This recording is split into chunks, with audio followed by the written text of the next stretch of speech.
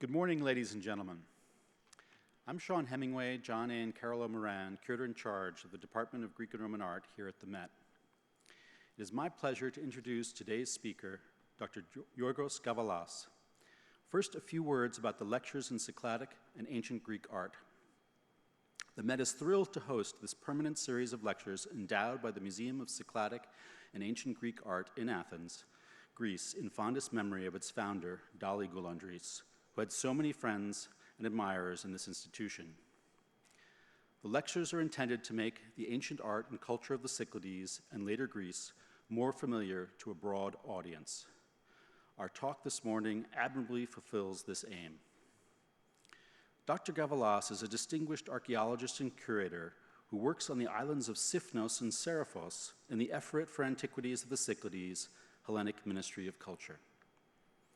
He received his BA and PhD from the University of Ioannina, Ypres, Greece, and is a fellow of the Archaeological Society of Athens, as well as a member of the British School at Athens. He has served as the secretary of the Society for Cycladic Studies since 2015. Yorgos has worked at many sites throughout the Cyclades, including on Amorgos, Naxos, and Rhodes, and was the former research assistant to Professor Colin Renfrew at the MacDonald Institute for Archaeological Research, University of Cambridge, and served for many years as the assistant director of the Cambridge Keros projects, where he also served as the specialist in early Cycladic stone vessels and textile tools. Dr. Gavalas has published widely on the Cyclades, and to name just one important book, is the co-author with Colin Renfrew, Olga Philaniotou, Neil Brody, and Michael Boyd of The Sanctuary at Keros and the Origins of Aegean Ritual Practice, The Marble Artifacts from Kavos, Volume 3, published by the MacDonald Institute for Archaeological Research in 2018. He has been an important colleague contributing to our study of the Leonard N. Stern collection of Cycladic art, installed at the Met earlier this year, part of a new and historic 50-year collaboration between the Met and the Ministry of Culture of the Hellenic Republic. Please join me in welcoming my friend, Dr. Yorgos Gavalas, who will speak to us on traces of memory in the 3rd millennium BCE Cyclades, burial habits and ceremonies in the island communities. Thank you.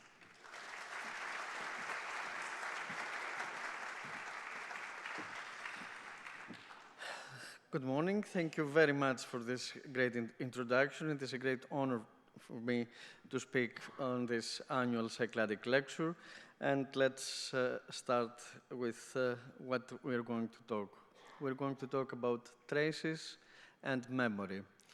And I'm going to focus on burials and ceremonies simply because I'm involved in the study and the publication of important cemeteries, some of them dug by myself, some of them dug by others, and that I am studying.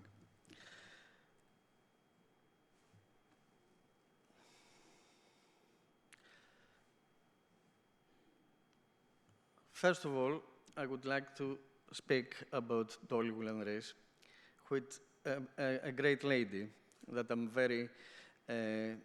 I was very happy to meet her and collaborate with her in the very early stages of the museum when this was established. And I have worked in many exhibitions under the direction of my professor Lila Maragou, that was one of her consultants. Dali Goulandris was not just an eminent lady of the elite and a very rich one.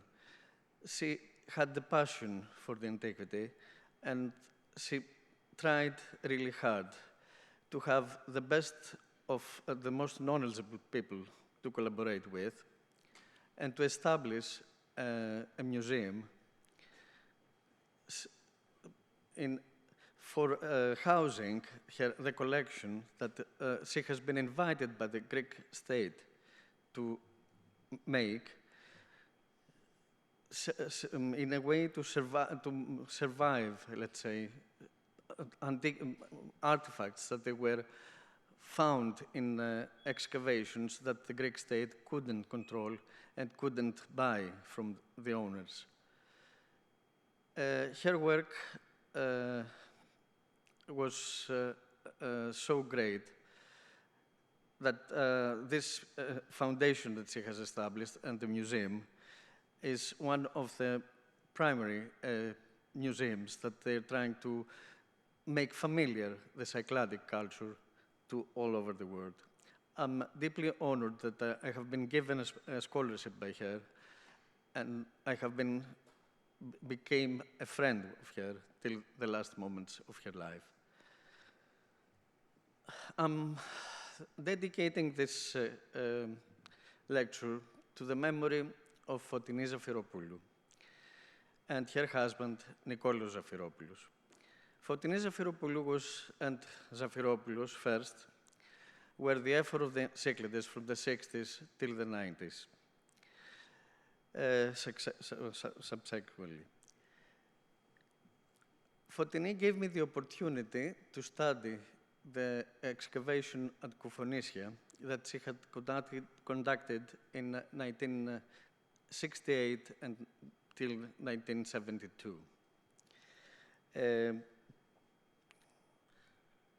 She was a great archaeologist, that she was a classical, studying classical studies, but her passion for the Cycladic culture and for its understanding made all of us enthusiastic and, let's say, people that we wanted to deal with this unknown culture. So, coming to memory. Memory, mnimi, or mnemosini, as it is called, it was a minor deity, one of the titans. It was the daughter of Uranos and Kronos and Gea, and with Zeus, Dias, she had 9 children, the Muses. It is important to see how the ancient writers talk about memory. Alcman, one of the great poets of the 7th century BC, from Paros, is saying that she had big eyes, because through her big eyes you could see the past.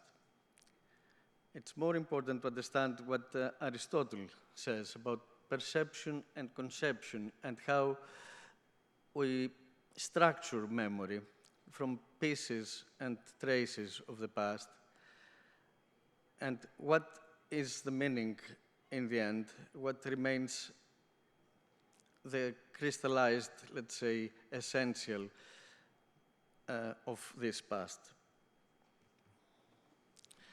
So, we are going to talk a little bit about these traces of memory found in some cemeteries in the Cyclades, especially in small words like Επάνω and Κάτω Κoufonisi, Keros, Amorgos, and the island of the Spotico, and also some area in southeast Naxos, Spedos.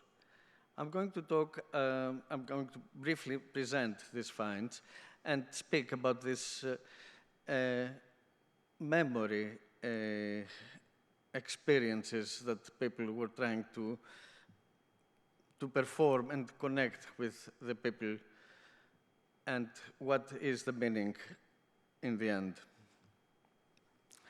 So, we are talking about the Cyclades, which is in the South Aegean. You see a map here. The name Cyclades comes from kyklos, circle. We always speak about the circle from the holy island of Delos, the island where Apollo and Artemis were born by their mother Leto, and this is what made the Cyclades important, let's say, in the classical period. It seems that within these small islands, a very interesting culture started as early as the Mesolithic times, let's say, and the final Neolithic, meaning from the 7th till the 4th millennia BC. Most of the islands were inhabited by then. But the great culture that we're going to talk about was something that started by the end of the fourth millennium and lasted till the second millennium, what we call the early Bronze Age, simply because at this time we have the introduction of bronze, copper, silver, and gold. And interestingly enough, the Cyclades have islands that they have ores and mines. That's why it was one of the earlier places to be exploited, because of this great finds that people were seeking. And that's how a revolutionary culture was created that was spread all over the Aegean. Christos Tsoudas was the first archaeologist who has investigated this. He came as early as the 1896-97, when he started digging on Amorgos first, and then on Naxos, Paros, Sifnos, and Syros. He is the one that he gave the name, that this culture is a distinctive culture from all what he had seen before, that is early, that is important. And he went through to dig cemeteries simply because the whole market in Athens after 1850s was full of artifacts like marble figurines and marble vessels said to be from cemeteries from the Cyclades. Trying to understand what is happening and also to rescue what it could be rescued before everything was lost, he went for 2 months and he dug in these islands. He managed to purchase quite a lot of artifacts that they were found by farmers, and they have been also donated to him. And he wrote the monumental work in Archaeological Ephemeris of 1898 and 1899 that still remains the most fundamental work about the characteristics and the essentials of this culture. These were, let's say, the cemeteries dug in successive islands. Usually, these cemeteries were small, but only on Syros he found an extensive one of about 600 graves. And he was the first to see figurines found as burial offerings in these graves from Amorgos, let's say, in the area of Κάψαλα and Dokαθίσματα, that then they became the name pieces for this typology, and also in Halandriani, where he had dug most of the things. He was so privileged that he found one of the biggest, actually, the biggest known early Cycladic statue, let's say, because we cannot speak about a figurine when we have a height of 1 meter 57 centimeters, that it was found a little bit, some days, let's say, before he arrived on Amorgos, in 3 pieces. You see that it is broken in certain areas, and it was deposited in a cavity that was interpreted as a grave. He dug around the area where this was found, and he already writes in 1898 about the earliest sanctuary, which was on Katakrotiri at Mandres του Ρούσου, where we have identified the areas where he has dug, and also we found some more material suggesting more things about rituals, but not connected with burials. So I'm not going to talk about this now. He was given, he had been donated with these 2 legendary figures of, from the mayor of Amorgos, Mr. Vlavianos, that they had already been found a year earlier on Keros Island, said to be from a grave, along with another 2 figurines. This remains still the biggest and the most legendary finds that we know from the Cyclades.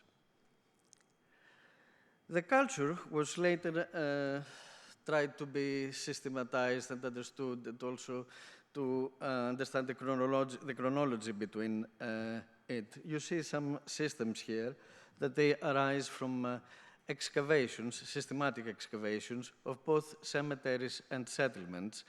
And you always see this tripartite,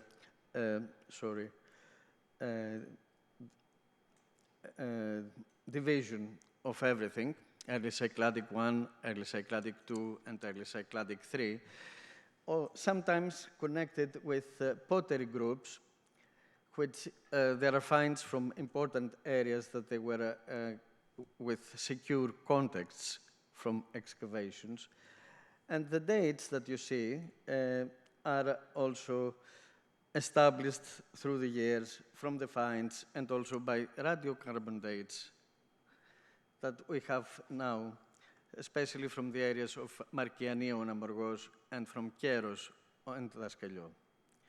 The pottery groups that you see, they were known for many years. There was a debate about the chronology of some of the shapes, but the recent excavations have cleared out many of these facet misunderstandings, like the 3A and 3B issue. Connie Renfrew was the great scholar that in the late 60s and early 70s wrote this monumental work, The Emergence of Civilization, indicating that everything started, let's say, for the proto-urban cultures and for in the Aegean with this culture. He was very keen first to understand the chronology of the marble figurines, and he is the one that he has named the pieces and he has put them in chronological order. Thank God, with the recent excavations, we have managed to, and he has managed actually, to clarify even more this typology established already in 1969. About the cemeteries now. Trudas is the first to describe, and he describes schist graves. Schist graves were very plain structures. They were a dugout, let's say, pit on the ground, that it was lined with big slabs, and sometimes it had built walls, always had a cover slab, and sometimes there were also stones making an enclosure around it, or more walls blocking the entrance. Christos Doumas is the other name that I'm bringing into this discussion. He was the great scholar that he was also a member of the Greek Archaeological Service. He had the opportunity to dig quite a lot of early Cycladic cemeteries. He was also running behind the looters, trying to rescue as many pieces as he could, and understand what on earth is this cemeteries and why some of them are full of grave goods, some of them have nothing. He wrote this great, his work on the burial habits in the third millennium Cyclades. He's describing very nicely with photos, something that it was lacking from Truda's publication, how the dead were placed in there. You see that mainly the dead corpses were, let's say, in this flexed position where the knees were close to the chin, and the heads were always in the side, usually on the top of a small stone which was left as a pillow, and there were some grave goods, some of them close to the head, some of them by the legs. Dumas not only found this type of graves, he found multiple ones, meaning that probably members of the same family were deposited in one multi-storied grave, that it was always of a small size. This inhumation could never happen with if the corpse was lined, let's say, horizontally and stressed. And he could also find big clusters like this Aegean cemetery,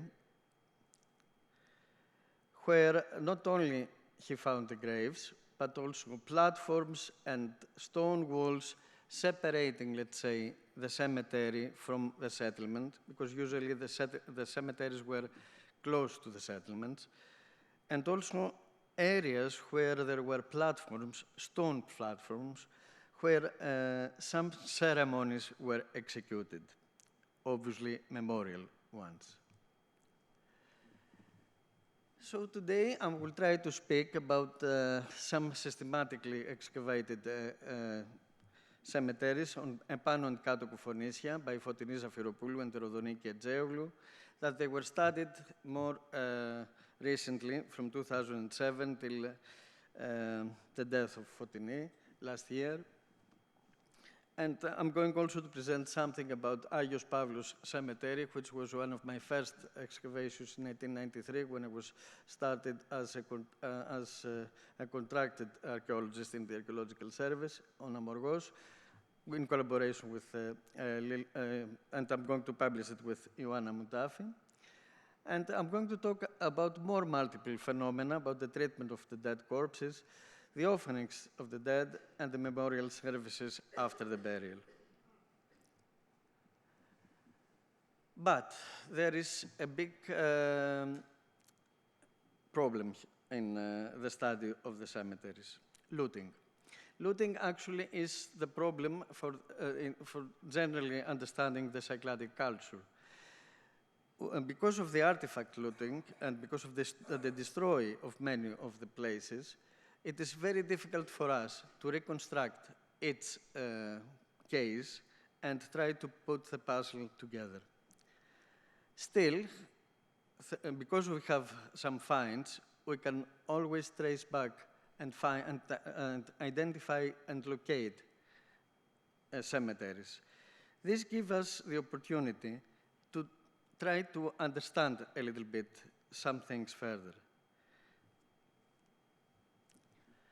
So the areas that I'm going to talk is about the Spotikon in Zoubaria, the great area of the small islands between Amorgos and Naxos, which now they're called small Cyclades because of a poet, but in the ancient times they were called the islands of Amorgos, Amorgi Nisi, and Agios Pavlos on Amorgos and Spedos on Naxos. Here you can see a little bit more detailed map about Keros, επάνω and κάτω Κουφονίση, Spedos, and Agios Pavlos is here. So this is the view when you come by a boat, by a kayak, and you see επάνω and κάτω Κουφονίση, while the landscape is maintained by the big mountain of Zas on Naxos. I'm going to show you some exceptional tombs found on Agrilia Cemetery in Epano Kufonisi and the memorial ceremonies outside the grave. This cemetery is very special. It is located, as you see, at the middle of the site of Epano Kufonisi. And here is a general view of the area of the tombs that they were managed to be excavated in 1968. But actually, looting was understood that happened in a broader area.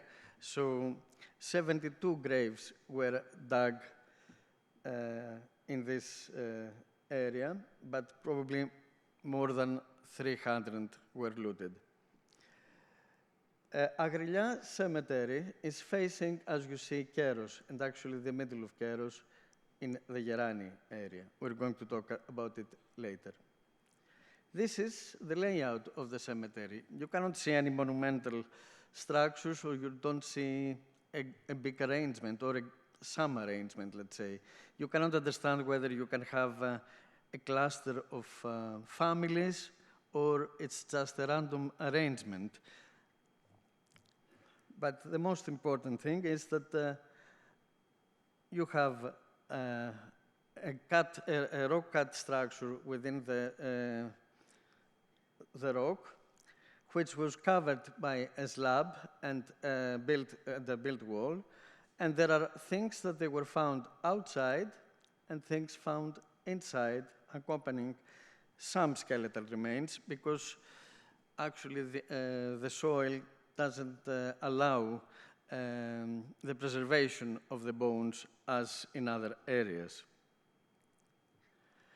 This cemetery is so unique. It resembles only with the cemetery of Manica in Euboea, and its identical twin was found in Sitia, which is at East Crete, at Agia Fotia by Kostis Davaras, and studied and published by Philip Betancourt.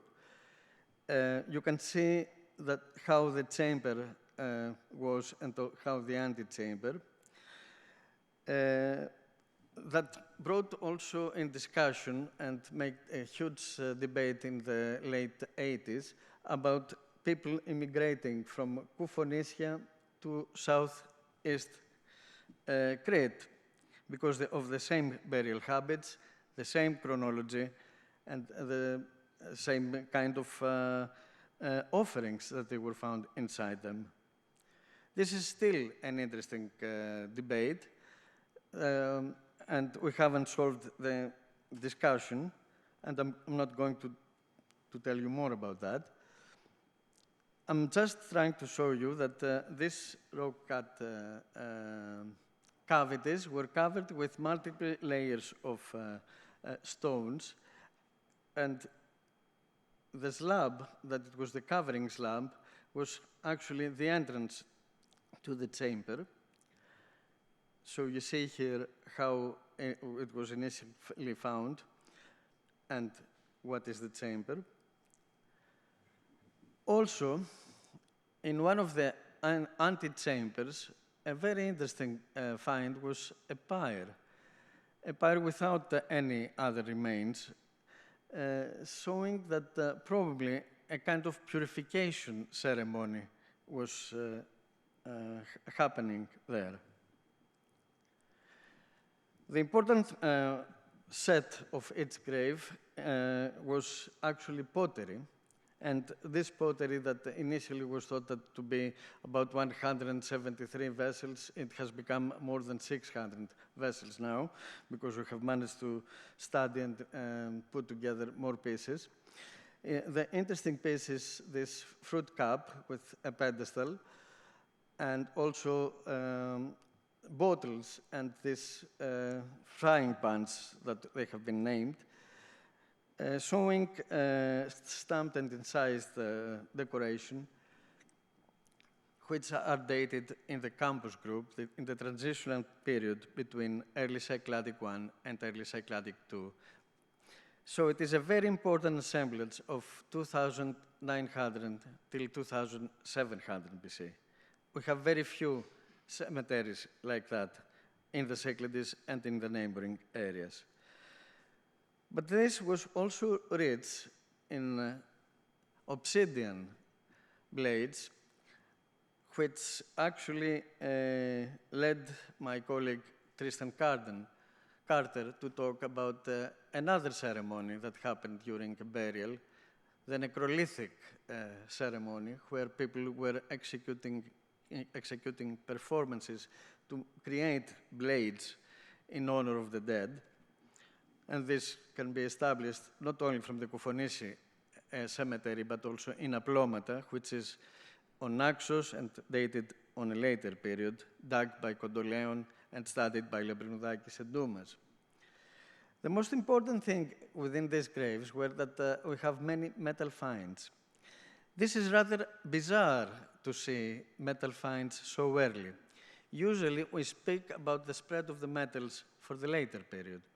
So already, these people in Koufonisi, it seems that they were executing metallurgical activities, and they were able to deposit them also in burial ceremonies.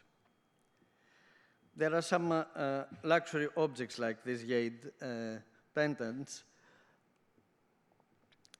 And now I'm going to talk to you about the marble things that they were found within these graves. There are very few, and there is only one figurine, actually, that we can talk about. But we have this very interesting plaquette, which has the form of a figurine, and it is perforated so that it could be attached on the body.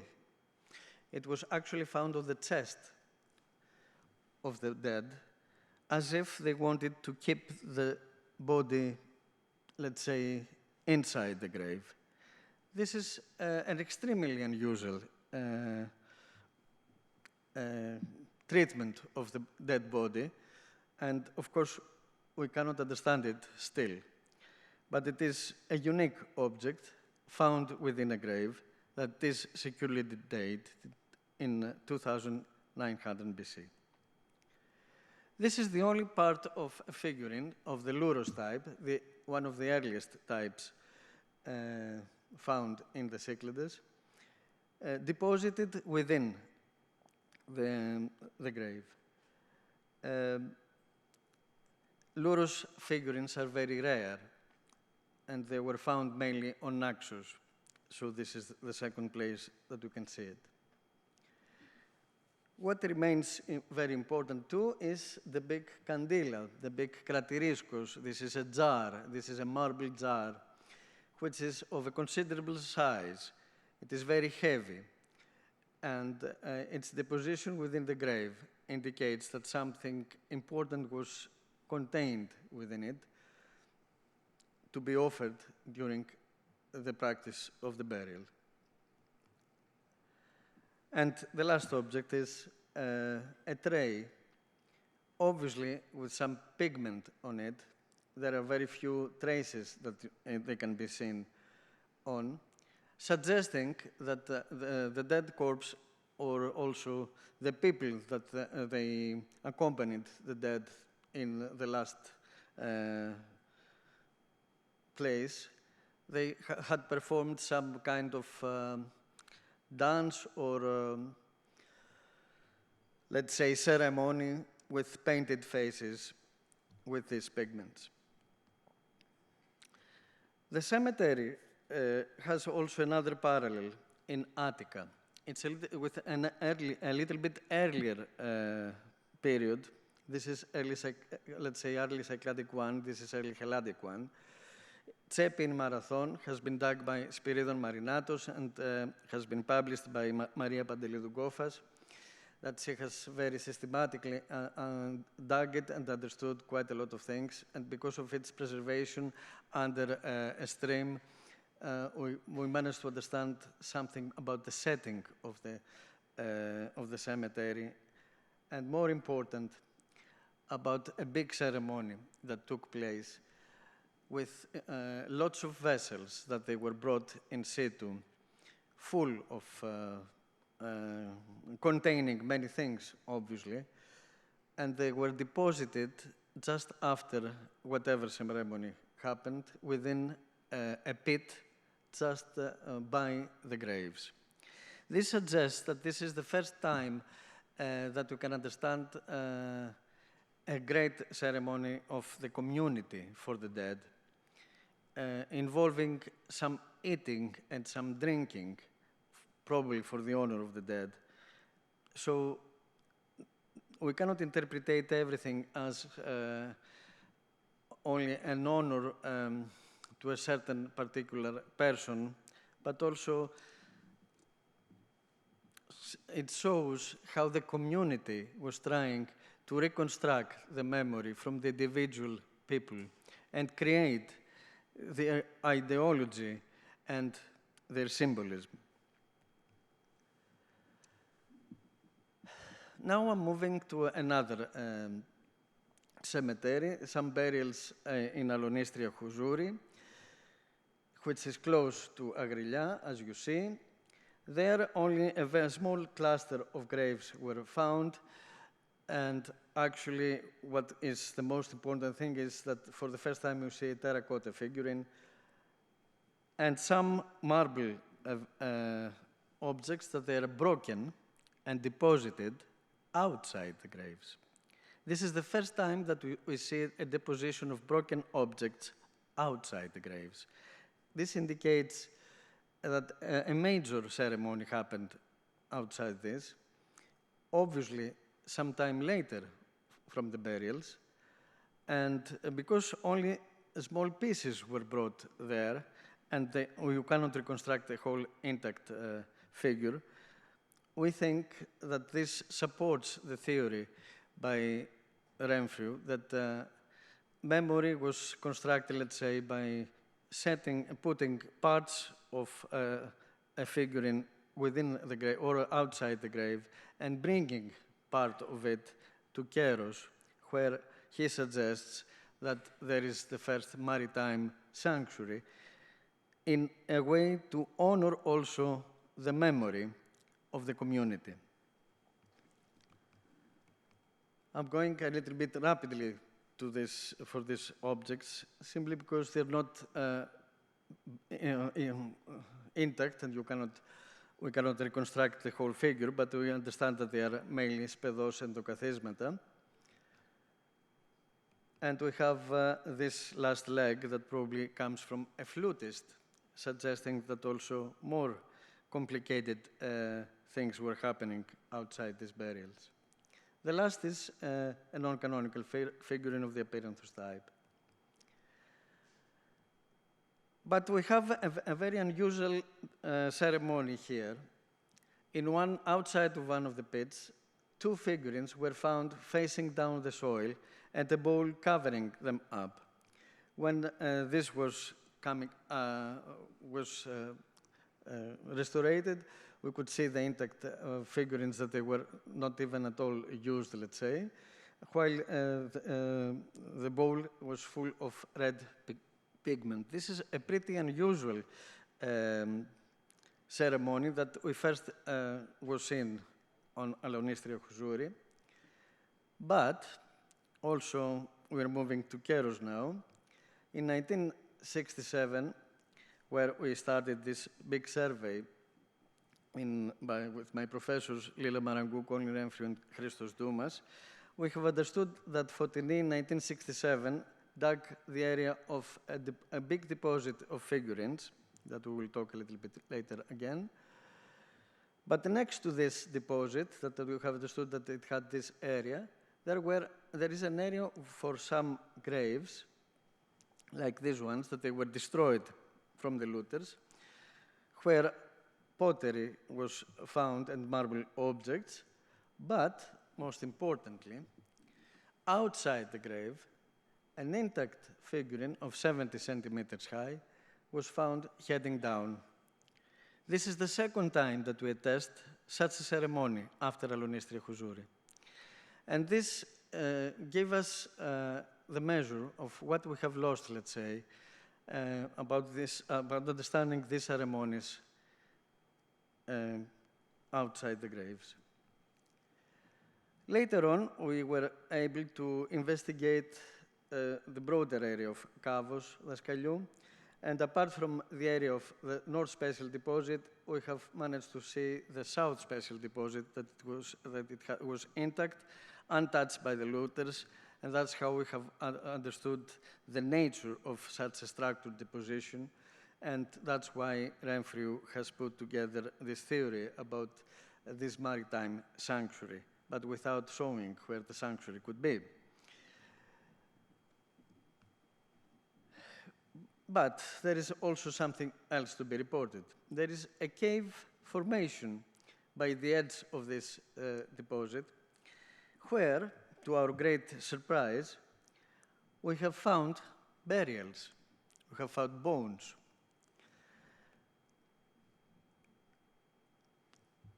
The bones were very few. They were just small pieces. And actually, Ioanna Moutafi, who has studied them, understands that there were at least 9 individuals, all adults. You have teeth, and small bones of fingers. So this is an intentional deposition.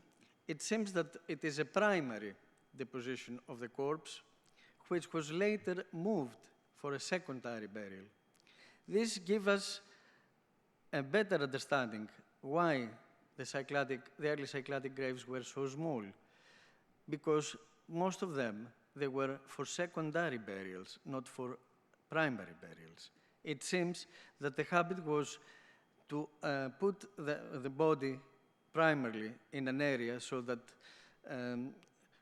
it can decompose, and then to move the bones in great care for the real burial, which happened subsequently much later. Another very important thing was found on the Scaglion, where we have been digging the settlement. I'm pretty sure that some of you have heard Michael Boyd last year talking about the settlement and the finds that we had there, which are very interesting. But our greatest surprise is that within the temple, in the collapsed buildings, there was a pyre found by the wall, a cremation burial. This is one of the first times that we have a cremation burial within the temple of the settlement, that it is dated in the early Cycladic period, probably to the latest phase of the Scaglio, after the destruction of the settlement. This is something unique. So far, nobody was talking about cremations in the early Cycladic period, but only for inhumations. And last, I'm going to talk about what Fotini Zafiropoulou found at Loutreau in Epanokofonisi, at Javaris plot, where she found a grave marker. You see the location of Loutreau, and this is the stone that she has interpreted as the marker of a structure that you see it here, which was full of broken pieces, including this dug vase Ascos, which is dated to the latest phase of the early Cycladic period, resembling to my known things, indicating breakage of intact objects and, let's say, killing of a weapon. This ceremony was not attached, it has no relation to a grave. It seems that it happened at the peak of, let's say, of this cemetery, that it was dug in 2010 by Olga Filaniotou, and where more things have appeared, meaning that we have a platform and also these hat-shaped vessels that she has been reported. And obviously, the great feast, the great ceremony happened with this structure and this marker, indicating that in a much later period, people could remember the older generations, and they were executing ceremonies, trying to maintain their ideology. I'm just very briefly talking about what I have dug in Agios Pavlos with Lila Maragou, where we have a cluster of graves by the new road that it was under construction, that they were found at the side of the road. This was the most unusual find, to tell you the truth, because it seems that these graves are very peculiar. The people were seeking to find cavities, natural cavities between the geological layers, and that's where they were digging out some earth, and then they were structuring these small schist graves. You see one of them. Most of the finds there are just pottery, and only one Krateriskos has been reported to be found outside one of them that Lila Maragou has published in 1982. We're trying still to understand how big this cemetery is. We haven't had this great opportunity, but we're studying the skeletal material, which is really big. And by the aid of Ioanna Moutafi, we hope that soon this will be published. The find in Agios Pavlos helped myself mainly when we had the Keros Island survey, 2012 and 2013, and we have been tracking all through the area of Keros, and we have understood that we don't have only the Skaliou and Kavos as important sites, but there are many other sites like settlements, meaning Konakia or Mourisma. But the most surprising is that for the first time we have located clusters of cavities of looted graves. This was a great revelation for us because they are of the shape of Agios Pavlos, actually, using cavities in the natural bedrock. It was great for us to understand that these were graves simply because we found lots of stone vessels broken outside them, parts of figurines, and stone slabs, indicating that there were constructions there, that they have been dug out. And this is now how we believe that the harpist and the flutist may have become from Keros, and that's how we can trust that lots of finds that they are in many museums, but mainly, let's say, in the Cycladic Art Museum, come from graves from Keros. So we have mapped all these cavities, tried to relate them with the surface finds outside them. But as I say, these small finds are like silent witnesses. We cannot reconstruct the whole cemetery. We cannot understand its organization and how big it was and how many phases there were. But thank God, that's how we have indicated and found more things in the Koufonissia survey that we executed in 2018 in Pezoules, where Fotini had been given finds like these figurines and this pottery, which is really important of the latest phase of early Cycladic period, but there were no sign of graves. While on Spedos in 2015, when we stepped outside the seashore, here, we found a slab, and probably you can see that there is a petroglyph with the figurine sketch. This figurine is actually the great figurine that is in the National Archaeological Museum, found in the early 20th century by Klon Stephanos. It is one of the greatest figurines that it was found within a grave, and we have a full publication of it.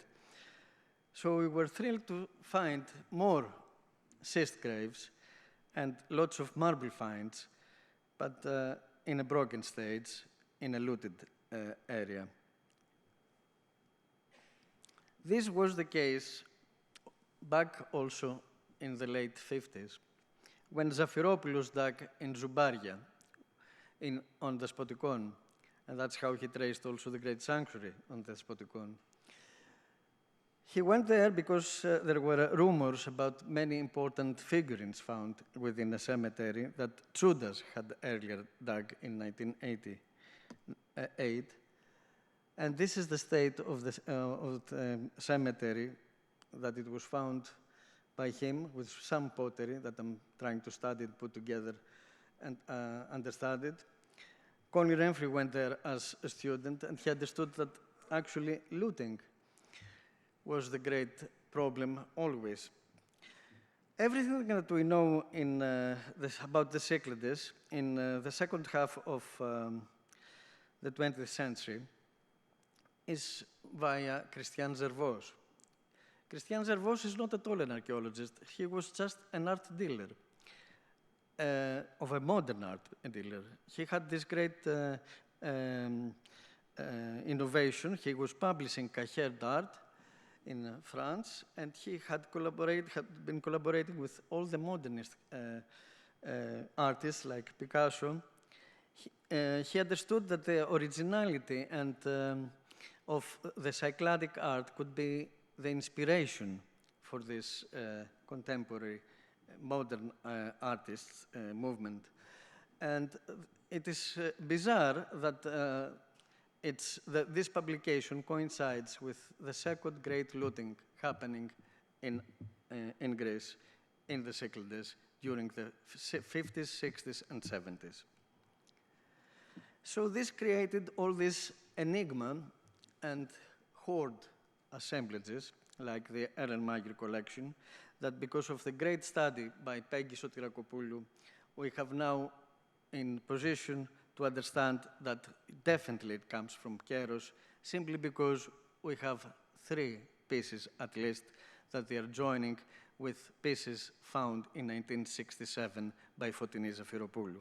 And this publication of the assemblies of 1967 is about to be out in the next months. So trying to put together some of this puzzle, we talked about the treatment of the dead bodies, talked about multiple phenomena, about primary and secondary burials, about a cremation pyre, and some ceremonies that they were executed outside the graves, including the breakage of artifacts, which became very important as a key issue, talking about rituals.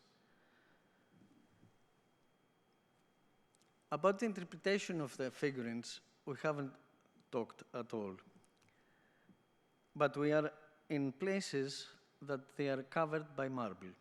So marble is abundant and easy to be found by these people. But it is very rare